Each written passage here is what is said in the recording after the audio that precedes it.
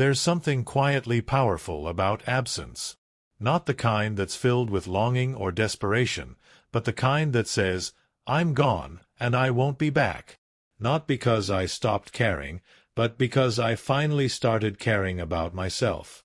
This is the distance that reflects, the space that becomes a mirror. When you remove your presence from someone's life, it doesn't create a void, it reveals one. In this video, we explore the Stoic wisdom behind emotional distance, why stepping back is often the most honest response, and how your absence isn't just noticed, it echoes. 1. Why your absence hurts them more than your presence ever could. People rarely realize what they had when it was right in front of them. That's human nature. We normalize the extraordinary, undervalue the consistent, and overlook the real. But Stoicism teaches us something ancient and simple. You don't chase what doesn't honor your value. When you step back, you're not punishing them. You're revealing truth. Your silence isn't a weapon. It's a mirror. It shows them who they are without you. It shows them the emotional weight you carried, the depth of your presence, the comfort of your energy. And suddenly, the person who once overlooked you begins to notice everything your absence highlights. 2. Stoic detachment is not coldness, it's clarity. Detachment is not bitterness. It's not revenge. It's not a wall to keep people out. It's a filter. Stoic detachment is a conscious step back to gain perspective. It's not that you feel less. You feel deeply. But you no longer feel dependent on their response to validate your worth. Marcus Aurelius once said, "If someone is able to show me that what I think or do is not right, I will happily change, for I seek the truth." You too seek truth. But if they cannot show you truth, if they only bring confusion, manipulation, or neglect, then the Stoic thing to do is step back. That space? That silence? That is your truth. 3. The power of becoming unavailable. The world is full of noise. Everyone talks. Everyone posts.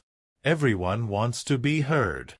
But Stoicism isn't about being loud, it's about being unmistakable in your silence. When you become unavailable, people notice. They notice the missing voice that once reassured them. They notice the calm that left with you.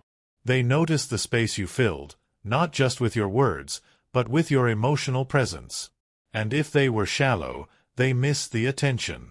If they were selfish, they miss the control.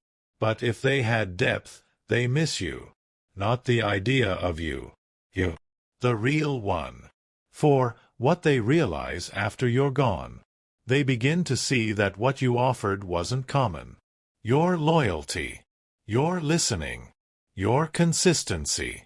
Your quiet strength. They start replaying moments in their mind, not because they're obsessed, but because they're finally seeing clearly. That text you sent, the way you stayed calm in conflict, the patience you gave when they didn't deserve it, those things haunt them. And here's the beauty of Stoicism. You don't wait for them to realize it. You don't hope they come back. You just move on, with grace and with purpose. 5. When they try to come back, remember this. They might return. Not because they've changed, but because you did. Your distance taught them something.